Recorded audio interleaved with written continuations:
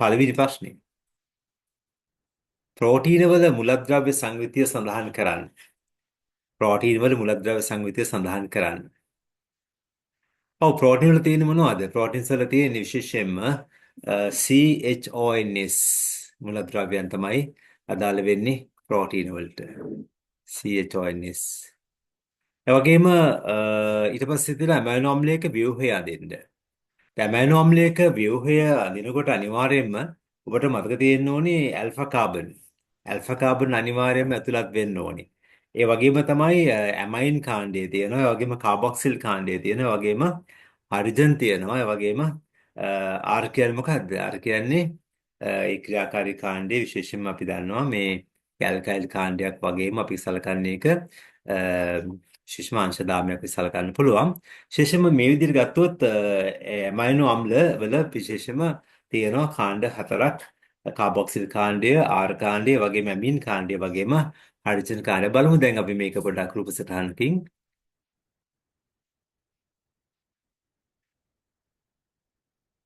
මේ දකින්නේ ඇමයිනෝ අම්ලයක ව්‍යුහය. විශේෂයෙන්ම මෙතන මේ ඇල්ෆා කාබන් තියෙනවා. මේ තියෙන ඇල්ෆා කාබන්. මේ ඇල්ෆා කාබන් වශයෙන් සඳහන් කරන්න ඕනේ. ඒ වගේ ඇල්ෆා කාබන් කියන්නේ කාබොක්සිල් කාණ්ඩය මේ තියෙන්නේ. මේ කාබොක්සිල් කාණ්ඩය.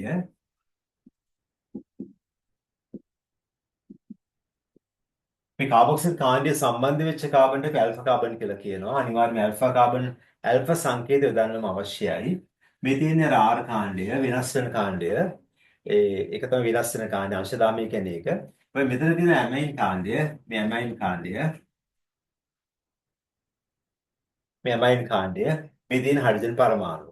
ඔබ දන්නවා අනිවාර්යයෙන්ම මෙන්න මේ ආර් කාණ්ඩය අතහැරලා මෙන්න මේ කොටස් වලින් ගත්තොත් මේ විදිහට මේ ආර්කාණ්ඩය අතහැරලා මේ ගන්න කොටස අපි කියන්නේ මේ ඇමයිනෝ අම්ලය අපි සලකනවා මේ බෑක්බෝන් එක පෙර කොන්ද කියලා සලකනවා. ඒ ආර්කාණ්ඩය තමයි මේ විනාශ වෙන කාණ්ඩය. ආර්කාණ්ඩ විනාශ වීමෙන් ඇමයිනෝ අම්ල වර්ග 20ක් ප්‍රතිඵල වෙනවා. R සමාන H නම් මොකද වෙන්නේ? R සමාන H වෙනවා නම් මේක අපි ග්ලයිසින් කියලා සලකන්නේ. ඔබ දන්නවා මේක. දැන් මේ R සමාන H ග්ලයිසින් මෙතන අපි H දාගත්තොත් පැහැදිලි. දැන් මෙතෙන්දි මේක මේ අසමමිති කාබන් එකක් නෙවෙයි. මේක සමමිතික තත්ත්වයට යන්නේ. මොකද මේ සමාන කාණ දෙකක් තියෙනවානේ. ඉතින් සාමාන්‍යයෙන් මෙන්න මේ කාබන් අසමමිති කාබන් පරමාණු වියදී නමුත් ග්ලයිසින් වලදී ඒක තත්ත්වය අදාළ වෙන්නේ නැහැ. ඉතින් අපි මෙතන CH3 කාණ්ඩය දාගත්තොත් CH3 කාණ්ඩය දාගත්තොත් අපි ඇලනින් වශයෙන් නම් කරනවා. ඔබ මේක දැනගත යුතුනේ ඇලනින් වශයෙන් නම් කරන්න දැනගන්න අවශ්‍යතාවයක් නැහැ. හැබැයි ආර්කන වෙනස් වීමෙන් තමයි මේ ඇමිනෝ වර්ග වෙනස් වර්ග සංඛ්‍යාව වෙනස් වෙන්නේ. ඔබ දැන් දන්නවා මෙන්න මේ ආර කාණ්ඩයේ වෙනස අණුව වර්ග සකස් වෙනවා. ඒ වගේ තමයි කාබොක්සිල් කාණ්ඩයෙන් ආම්ලික ගුණාංග ලබා දෙනවා. මේ ඇමයින් කාණ්ඩයෙන් ශාරීරික ගුණාංග ලබා දෙනවා. ඒ අනුව උභයගුණීය ස්වභාවයට බලපාන්නේ මෙන්න මේ කාබොක්සිල් කාණ්ඩයේ තියෙන ආම්ලික ස්වභාවයයි ඇමයින් කාණ්ඩයේ තියෙන ශාරීරික ස්වභාවයයි. right. ඉතින් බලමු දැන් ඊළඟ කොටස බලමු. ඊළඟ ප්‍රශ්නට සම්බන්ධ වෙමු. right.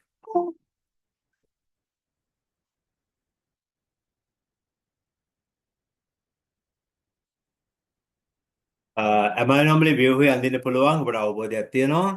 අපි ඊළඟ ප්‍රශ්නට යමු දැන්. පෙප්ටයිඩ් බන්ධනය යනු කුමක්ද? පෙප්ටයිඩ් බන්ධනය වගේම ඔබට මතක ඇති ග්ලයිකොසිඩ් බන්ධනය. විභාගයට මේ වෙනකොට සසල විභාගයට ඇවිල්ලා තියෙනවා ග්ලයිකොසිඩ් බන්ධනය කුමක්ද ප්‍රශ්නය අහලා තියෙනවා. ඔබට පුළුවන් වෙන්න ඕනි ග්ලයිකොසිඩ් බන්ධනය කුමක්ද කියලා කියන්නේ මේ කාබෝහයිඩ්‍රේට් පාඩමේදී. දැන් මේ තියෙන ප්‍රෝටීන් පාඩමේදී අදාළ වෙන පෙප්ටයිඩ් බන්ධනය. පෙප්ටයිඩ් බන්ධනය කියන්නේ කුමක්ද? ඇමයිනෝ අම්ල අණු දෙකක් අතර සංගරණ ප්‍රතික්‍රියාවක් සිදු වී එම ඇමයිනෝ අම්ල දෙකම මගින් ජලාණුවක් නිදහස් කරමින් අයි මම කියන්නම් ඇමයිනෝ අම්ල දෙකක් අතර සංගරණ ප්‍රතික්‍රියාවක් සිදු වී ඇමයිනෝ අම්ල දෙකම මගින් ජලාණුවක් නිදහස් කරමින් සෑදෙන බන්ධනය.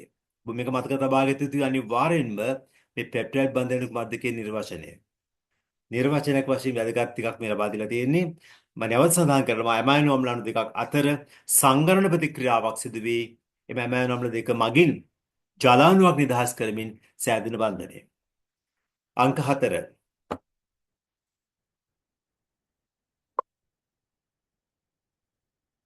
ප්‍රෝටීන වල අසීමිත විවිධත්වයට මූලික හේතුව. ප්‍රෝටීන් වල අසීමිත විවිධත්වය ගැන ඔබට අවබෝධයක් තියෙනවද? ප්‍රෝටීන්ස් වල අසීමිත විවිධත්වය ගැන මොකද්ද කියන්න තියෙන්නේ? දැන් මේක සම්පත්පතේ එකවරම සඳහන් වෙන්නේ නැහැ මේ පිළිබඳව.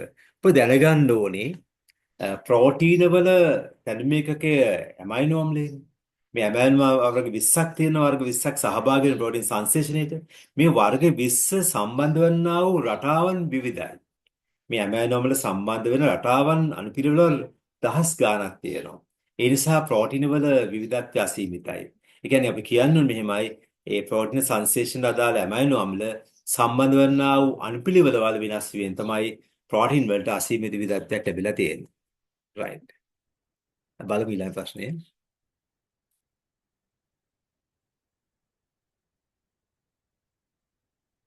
දැන් ප්‍රශ්නාගේ 4 සඳහා පිළිතුරු විය යුතු වන්නේ විශේෂයෙන්ම ඇමයිනෝ අම්ල වර්ග 20ක් විවිධ අණුපිළිවෙල යටතේ සම්බන්ධ වී ප්‍රෝටීන පිළිලවීම. අපි කොහොමද කියන්න ඕන පිළ අංක 4 සඳහා පිළිතුර? අංක 4 සඳහා කියන්න වෙන්නේ පිළිතුර වශයෙන් ඇමයිනෝ අම්ල වර්ග 20ක් විවිධ අණුපිළිවෙල යටතේ සම්බන්ධ වී යා. ප්‍රශ්න සංඛ්‍යා 5. පහත සඳහන් එක් ප්‍රෝටීනයේ කෘත්‍ය සඳහන් කරන්න. මෙහෙමත් ප්‍රශ්නයක් ලැබෙන්න පුළුවන් ස්ට්‍රක්චර් රිසර්ච් වලට. ඉතින් මේවට අමතරව වෙනස් වෙන්නත් පුළුවන්. දැන් කෙරටින් ගැන බැලුවොත් කෙරටින් වලින් සිදුවෙන්නේ විශේෂයෙන්ම වේලීම වළක්වාලීම. කෙරටින් අපේ සමයේ තියෙනවා. ඒ වගේ සමයේ විශේෂයෙන්ම අපි චර්මයේ සෛලවල කෙරටින් තැම්පත් වෙලා තියෙනවා. කෙරටින් තැම්පත් වීමෙන් වේලීම වළක්වනවා. ඒ වගේ මෙතන මස්තු වශයෙන් එන්න ඕනේ මස්තු ඇල්බියමින්. ඒ මස්තු ඇල්බියම් වලින් විශේෂයෙන් මේදාම්ල පරිවහණය සිදු කරනවා. මස්සු ඇල්බියුලින් සිදු කරන මේ දම්ල පරිවහණය ඔබත් ඉක්මනින් මතක් කරගන්න පිළිතුරු ද අපට පිළිතුරු පේන්නේ නැහනේ ඉක්මනින් පිළිතුරු මතක් කරගන්න ඕවල්බියුමින් විශේෂම ඕවල්බියුමින් බිත්තර සුදු මදේ පවතිනවා සංචිත ප්‍රෝටීනයක් හැටියට බිත්තර සුදු මදේ සංචිත ප්‍රෝටීනය වෙන්නේ ඕවල්බියුමින් හිමොග්ලෝබින් ජනප්‍රිය ප්‍රෝටීනයක් හිමොග්ලෝබින් විශේෂම ඔක්සිජන් සහ කාබන් ඩයොක්සයිඩ් පරිවහණය සඳහා තමයි හිමොග්ලෝබින් දායකත්වය ලබා දෙන්නේ මම පිළිතුරු ලියන්න වෙන්නේ එතන ඔක්සිජන් සහ කාබන් ඩයොක්සයිඩ් පරිවහණය කියලා ඉමුනෝග්ලොබියුලින් විශේෂයෙන්ම ආගන්තුක දේහ උදාසීන කිරීම සඳහා ඉමුනෝග්ලොබියුලින් සහභාගී වෙනවා. ප්‍රශ්න සංඛ්‍යා 6. ඇමයිනෝ අම්ල උභයගුණී ලෙස සැලකෙන්නේ ඇයි? මම කලින් සඳහන් කළා. ඇමයිනෝ කාණ්ඩය ශාරීරික ස්වභාවයක් ලබා දෙනවා. කාබොක්සිල් කාණ්ඩය ආම්ලික ස්වභාවයක් ලබා දෙනවා. එකම අණුවක මේ ආම්ලික ස්වභාවයක් ලබා දෙන කාබොක්සිල් කාණ්ඩයත් ශාරීරික ගුණාංග ලබා දෙන ඇමීන් කාණ්ඩයත් පැවතීම තුළ ඒ උභයගුණී ස්වභාවයක් ලැබිලා තියෙනවා. එහෙනම් අංක 6 සඳහා පිළිතුරු වෙන්න ඕන කොහොමද? ඇමයිනෝ කාණ්ඩය ශාරීරික ස්වභාවයක්ද කාබොක්සිල් කාණ්ඩය ආම්ලික ස්වභාවයක්ද එකම අණුවක පැවතීමෙන් ලබා දීම. කියන්නේ එකම අණුවක පැවතීමෙන් ලබා දීම අපි කියනවා උභයගුණී ස්වභාවය කියලා. අංක 7 සත්ව සැකිල්ලේ අතරමැදි සූත්‍රිකාවල සංඝටකටස වෙන ඇල්ෆා හෙලික්සිය ව්‍යුහයක් දරන ප්‍රෝටීනය. මේකත් බොහොම ජනප්‍රිය ප්‍රශ්නයක් වුණා 20 24 අවුරුද්දේ. ඉතින් මේ පිළිතුර වෙන්නේ කෙරටින්. කෙරටින් තමයි අදාළ පිළිතුර වන්නේ. අංක 8 උත්ප්‍රේරක ප්‍රෝටීන සඳහා උදාහරණ සපයන්න. අපි දැන් ප්‍රෝටීන් වල කෘත්‍යයන් 7ක් අදාළ කරලා තියෙනවා. විශේෂයෙන්ම බැලුවොත් උත්ප්‍රේරක ගුණාංගයක් දක්වන එක ගුණාංගයක් කෘත්‍යයක්. උත්ප්‍රේරක ප්‍රෝටීන සඳහා උදාහරණ දෙකක් අපේ සම්ප්‍රප්‍රතේ දීලා තියෙනවා. අදාළ වගුව තුල ඔබට මතක ඇති ඇමයිලේස් තියෙනවා ඒ වගේම පෙප්සින් තියෙනවා. ඇමයිලේස් තියෙනවා පෙප්සින් තියෙනවා. උත්ප්‍රේරක ප්‍රෝටීන් දෙවර්ගයක් වශයෙන් ඇමයිලේස් සහ පෙප්සින් නම් කරලා තියෙනවා. ඊට වැදගත් ප්‍රශ්නයක් අංක 9. තා වැදගත්. ඔබකින් අහන්න පුළුවන් විශේෂයෙන්ම ප්‍රායෝගික පරීක්ෂණ ගැන සඳහන් කරලා ප්‍රශ්න අහන්න පුළුවන්. විශේෂයෙන්ම ඔබ දන්නවා ප්‍රායෝගික පරීක්ෂණවලදී අවධානය වැඩි වෙනවා. මොකද පළවෙනි කියන්නේ ප්‍රැක්ටිකල්ස් 10 ඇතුලේ තියෙන පරීක්ෂණ නිතර වගේ පේපර්ස් වල අහනවා. ඔබ දැන් සහභාගී වෙන්නේ පළවෙනි වාර පරීක්ෂණ නිසා අනිවාර්යයෙන්ම මේ ආහාර සඳහා පරීක්ෂණ විශේෂයෙන් බයොරෙඩ් පරීක්ෂණය වගේම සුදාන්ත්‍රී පරීක්ෂණය වගේම ඔක්සිආර්සින් පරීක්ෂණය ෆිෂ්ට පරීක්ෂණය ඔබ දැනගන්නම ඕනේ. ඉතින් මේ ප්‍රෝටීන් සඳහා අදාළ වෙන්නේ මොන පරීක්ෂණයේද? අදාළ වෙන්නේ බයොරෙඩ් පරීක්ෂාව. ඔබට මතකද බයොරෙඩ් පරීක්ෂාව සිදු කරනකොට ඒ පරීක්ෂණ නලයකට ලබා ගන්න ඒ ප්‍රභවය කුමක්ද කියලා? ප්‍රෝටීන් ප්‍රභාවයක් ලෙස ලබා ගන්නවා බිත්තර සුදු මදයෙන් ස්වල්පයක්. බිත්තර සුදු මදය තමයි ගන්නේ මොකද සුදු පාට පසුබිමේ දම් පැහැති වර්ණය ලැබෙනවා මේ කලර් චේන්ජ් එක පේනවනේ. නිසා අපි යොදාගෙන බිත්තර සුදු මදයෙන් ස්වල්පයක් ජලය පොඩ්ඩක් කලවම් කරලා ප්‍රෝටීන් අවලම්බයක් හදා ගන්නවා. ඒ ප්‍රෝටීන් අවලම්බයෙන් අපි ගන්නේ 2 ml ගන්නවා පරීක්ෂණ නලයකට. අපි මේක සඳහන් කරන්න පියවර 4කින් ලියන්න ඕනේ. පියවර 4කින් සඳහන් කරන්න ඕනේ. එක තමයි මේ පරීක්ෂණ නලයකට ප්‍රෝටීන් අවලම්බයෙන් 2 ml සපයා ගැනීම. සපයා ගන්න කියලා ලියන්න. ඊට පස්සේ මොකද කරන්න ඕනේ? දැන් ප්‍රෝටීන් අවලම්බයෙන් 2 ml ගත්ත පරීක්ෂණ නලයකට. ඊට පස්සේ අපි කරන්න ඕනේ 105 සාන්ද්‍රණය යුත KOH සමාන පරිමාවක් එකතු කරන්න ඕනේ අර ගත්ත ද්‍රාවණයට. අපි ගත්තේ ද්‍රාවණයෙන් ගත්තේ අවලම්බයෙන් ගත්තේ 2 ml නේ. දැන් 2 ml පරිමාවක් දාන්න ඕනේ 5 KOH වලින්. සාන්ද්‍රණය සඳහන් කරන්න අනිවාර්යයෙන්ම නැත්නම් ලකුණු ලැබෙන්නේ නැත. 5 KOH කියලා සඳහන් කරන්න ඕනේ. 5 KOH වලින් සමාන පරිමාවක් එකතු කරන්න. ඊට පස්සේ අපි ඒකට ඊට පස්සේ 1 කොපර් සල්ෆේට් වලින් 1 කොපර් සල්ෆේට් ද්‍රාවණයෙන් 0.2ක් එකතු කරලා මිශ්‍ර කරන්න පුළුවන් වායු පර්යාසය ලබා ගැනීමට. දැන් මම ආයෙත් මතක් කරන්න මොකද මේ පියවර මතකද සාමාන්‍යයෙන් ළමයෙකුට බාහිර පරිශ්‍රණයේ පියවර 4 අමතක වෙන ස්වභාවයක් තියෙනවා. ගොඩාක් පාඩම් කරනකොට වෙන දෙයක් ඒක. මොකද අපි අවධානය වැඩි කරන්න ඕනේ විශේෂයෙන් මේ බාහිර පරිශ්‍රණ මොකද මේක අහලම නැහැ විභාගවලට. අපි මුලින්ම කරන්නේ ප්‍රෝටීන් අවලම්බයෙන් 2 ml ගන්නවා පරීක්ෂණ නලයකට. ඒකට අපි 5 KOH වලින් සමාන පරිමාවක් එකතු කරන්න ඕනේ. ඊට පස්සේ ඒකට 1 කොපර් සල්ෆේට් වලින් 2ක් දාලා මිශ්‍ර කරන්න ඕනේ. තා පැහැදිලිව ලස්සන දම්පාර වර්ණයක් ලැබෙනවා. දැන් කොපර් සල්ෆේට් දැම්මලා නිල් පාට වෙනවා ද්‍රාවණය. ඊට පස්සේ මොකද වෙන්නේ? ක්ෂණිකව දම්පාට පරිවර්තනය වෙනවා. දැන් දම් පැහැති වර්ණය ලැබෙනවා නම් අපිට සලකන්න පුළුවන් ඒ බිත්තර සුදුමද ද්‍රාවණයේ බිත්තර සුදුමද අවලම්බේ ප්‍රෝටීන පවතින බව එහෙම නැත්නම් පෙප්ටයිඩ් බන්ධන පවතින බව. විශේෂම මතකයේ තබා ගන්න ඕනේ මේ බයිරල් පරීක්ෂණයේ අරමුණ තමයි කිසියම් සංයෝගයක පෙප්ටයිඩ් බන්ධන පවතිනවාද කියන එක තීරණය කරන්න යන්නේ. පෙප්ටයිඩ් බන්ධන තිබෙනවා නම් දම් පැහැති වර්ණයක් ලැබෙනවා. අපි දැන් ප්‍රශ්න පත්‍රයට යමු.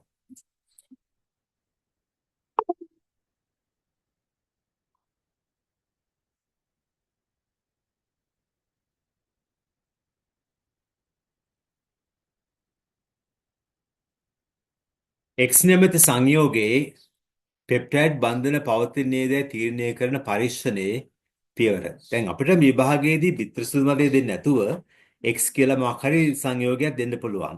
මුලින්ම අපි කරන්න ඕනේ මොකද්ද? මුලින්ම කරන්න ඕනේ x නම් ද්‍රාවණයෙන් x නිමිති සංයෝගයෙන් ද්‍රාවණයක් හදාගෙන x ද්‍රාවණයෙන් 2 ml ගන්න ඕනේ පරීක්ෂණ නලයකට. අපි කරන්නේ අපි මුලින්ම ලියන්නේ මෙච්චරයි x නැමැති ද්‍රාවණයෙන් මිලිලීටර් 2 ml පරීක්ෂණ නලයකට ලබා ගන්න. x නැමැති ද්‍රාවණයෙන් මිලිලීටර් 2ක් පරීක්ෂණ නලයකට ලබා ගන්න. දෙවෙනි පියවරේ ලියන්න ඕනේ එයට 5 KOH ද්‍රාවණ සමාන පරිමාවක් මිශ්‍ර කරන්න. එයට 5 KOH ද්‍රාවණ සමාන පරිමාවක් මිශ්‍ර කරන්න. ඊට පස්සේ ලියන්න ඕනේ 1 කොපර් සල්ෆේට් ද්‍රාවණ විද දෙකක් මිශ්‍ර කරන්න. මම නැවත කියන්නම් පියවර තුන. X ද්‍රාවණයෙන් 2 ml පරීක්ෂණ ලබා ගන්න. එයට 5 KOH ද්‍රාවණ සමාන පරිමාවක් මිශ්‍ර කරන්න. 1 කොපර් සල්ෆේට් ද්‍රාවණ විද දෙකක් මිශ්‍ර කරන්න. මේ මිශ්‍ර කිරීමේ දම් පැහැති වර්ණයක් ලැබෙනවා නම් X නැමැති සංයෝගයේ පෙප්ටයිඩ් බන්ධන පවතින බව සනාථ වෙනවා. අංක 10 ඇමයිනෝ අම්ල අණු දෙකක් අතර පෙප්ටයිඩ් බන්ධනයක් සෑදෙන අන්දම පහත දී ඇති අවකාශයේ සුසුරුප සටහනක් මගින් දක්වන්න. දැන් මේක ඉඩකඩක් එක්ක මේ ප්‍රශ්නේ ලැබෙන්න පුළුවන්. එම ලැබෙනවා නම් අපිට මේ විදිහට රසායනික පද්ධතිය අපි පොඩ්ඩක් මතක් කරගමු ඒ සටහනත් එක්කම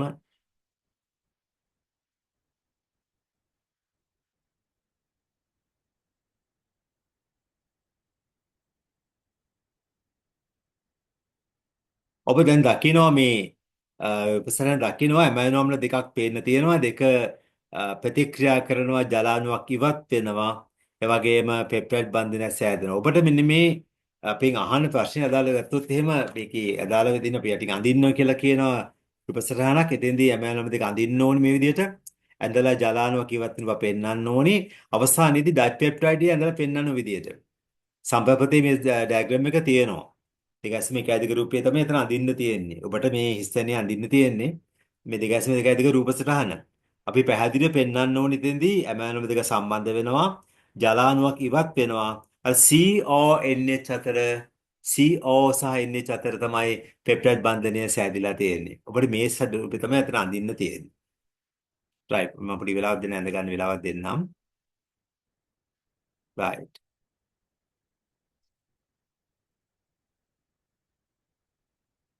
අපි යමු අංක 11ට. ප්‍රශ්න අංක 11. මකුළුවාගේ සිල්ක් තන්තු වල අඩංගු වන මූලික බන්ධන වර්ග. මේ මකුළුවාගේ සිල්ක් තන්තු වල තියෙන්නේ අත වශයෙන්ම ද්විතීයික ව්‍යුහය. ඒ කියන්නේ ද්විතීයික ව්‍යුහය තමයි තියදාල වෙන්නේ. ඒ සිල්ක් තන්තු ප්‍රෝටීනේ තියෙන්නේ ද්විතීයික ව්‍යුහයයි.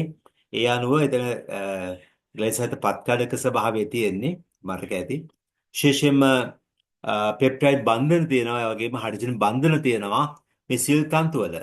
බන්ධන දෙවර්ගයක් නම් කරන්න පෙප්ටයිඩ් බන්ධන සහ හයිඩ්‍රජන් බන්ධන. ප්‍රශ්න අංකය 12. තෘතීයික ව්‍යුහය දරන සංචිත ප්‍රෝටීන නම් කරන්න. තෘතීයික ව්‍යුහය දරන්න අවශ්‍යයි එක සංචිත කෘත්‍යයක් දක්වන්නත් ඕනේ. ඉතින් ඇත්තටම අපේ පොතේ සඳහන් වෙනවා ඇල්බියුමින්.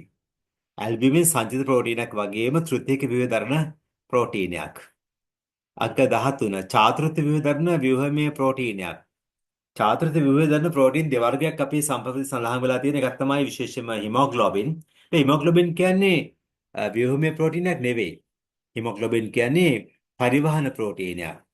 හැබැයි තවත් උදාහරණයක් දීලා තියෙනවා කොලජන් කියලා. අංක 13 සඳහා පිළිතුර වෙන්න ඕනේ චාතුර්ථ ව්‍යුහය දරන ව්‍යුහමය ප්‍රෝටීනයක් වන්නේ කොලජන් ප්‍රෝටීනය. කොලජන් ප්‍රෝටීනය. කොලජන් ප්‍රෝටීනය.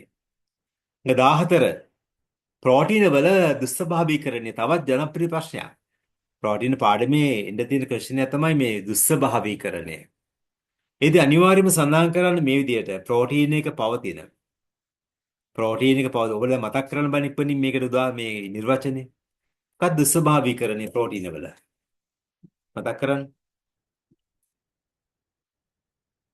ප්‍රෝටීන එක ඇති දුර්වල රසායනික බන්ධන සහ අන්තර්ක්‍රියා වෙනස් වීමෙන් නැවතත් මම මතක් කරනම් ප්‍රෝටීන එක ඇති දුර්වල රසායනික බන්ධන සහ අන්තර්ක්‍රියා වෙනස් වීමෙන් ප්‍රෝටීන එක වූ විශිෂ්ට ත්‍රිමාන හැඩය නැතිවීම නැත්නම් වෙනස් වීම.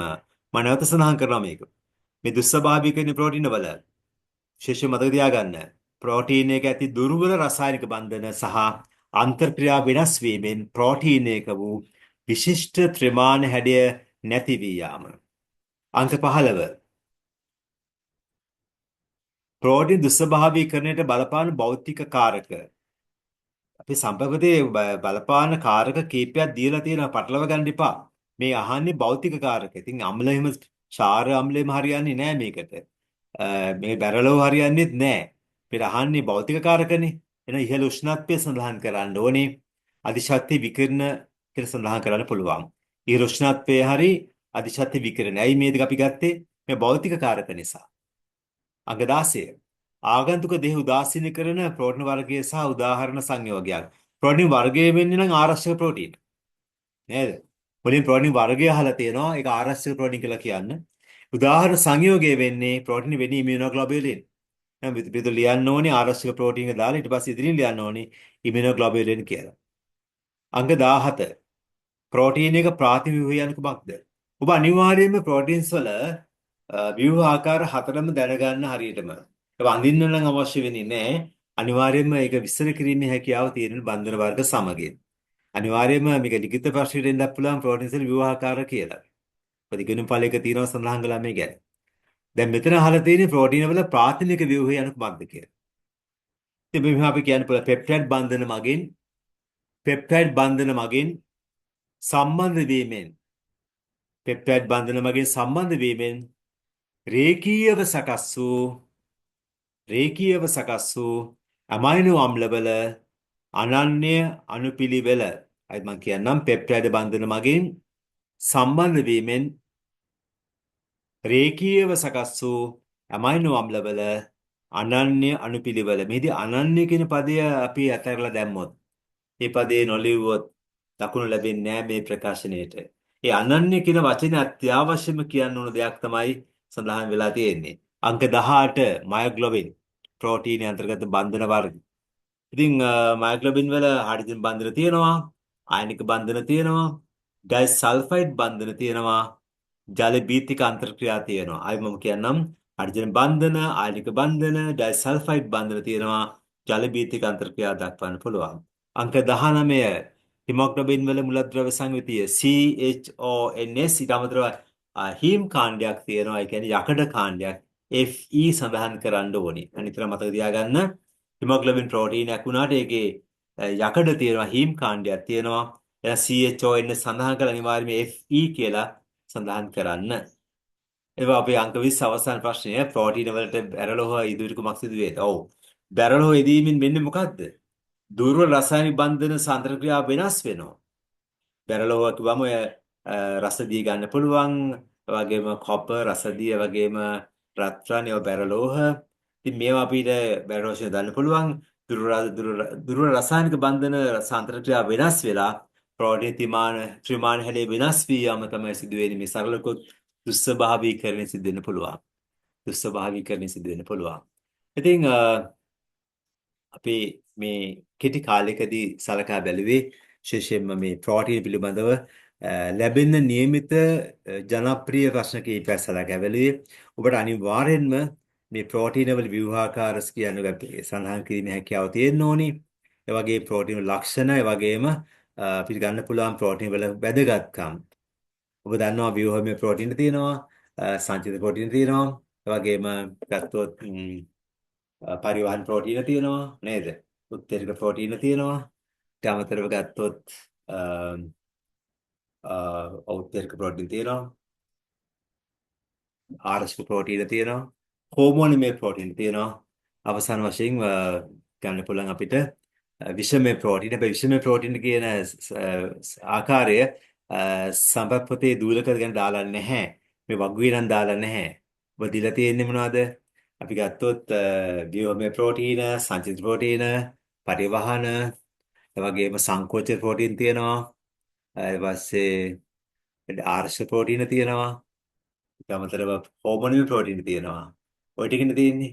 අර විෂමය ප්‍රෝටීන දාලා නැහැ. නමුත් අපි නවවෙනි ඒකකයේදී ශුද්ධ ජීව විද්‍යා පාඩමේදී දූලක ගැන උගන්වනවා. බැක්ටීරියා දූලක, සමහර දූලක ප්‍රෝටීන මේ දූලක. ජෛව විශ්වාසයෙන් සලකනවා. ඉතින් එවැනි දූලක ප්‍රෝටීන සංයෝග අපි ඉගෙන ගන්න නවීන එකකේදී.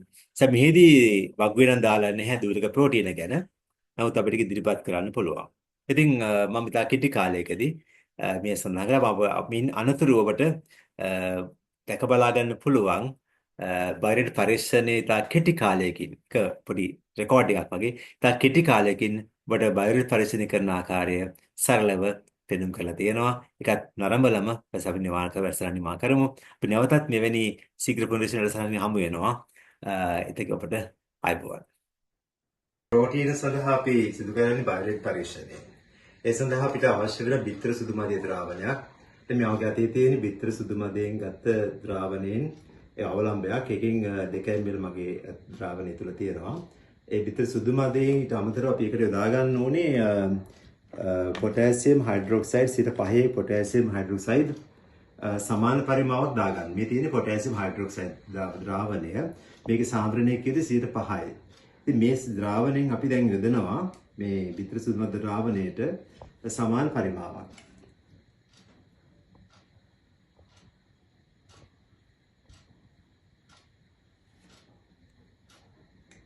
right. දැන් ඊට පස්සේ බලාපොරොත්තු වෙන්නේ 101 කොපර් සල්ෆේට් ද්‍රාවණයෙන් 2 පමණ එකතු කිරීම. අපි මේ කරන්නේ බිත්තර සුදු මද ද්‍රාවණ අපි දැන් දැම්මා ඒ ද්‍රාවණයේ සමාන පරිමාවක්. ඊට පස්සේ අපි යොදනවා මේ කොපර් සල්ෆේට් ද්‍රාවණයෙන් 2.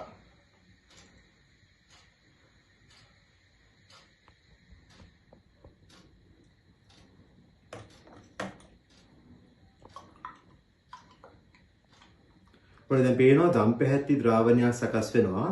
බලාපොරොත්තු වෙන වර්ණය දැන් ක්‍රමයෙන් අපිට ලැබෙනවා දම්පැහැති වර්ණය. මොකද අපි බයොරේට් පරීක්ෂණේ බලාපොරොත්තු වෙන්නේ ප්‍රෝටීන ද්‍රාවණයකට මේ දම් පැහැති වර්ණනයයි. ඉතින් අපිට පේනවා දැන් පැහැදිලි වශයෙන්ම කලයක වෙනස් වෙලා තියෙනවා නිල් පාට ද්‍රාවණය ක්‍රමයෙන් දැන් දම් පැහැට හැරෙනවා.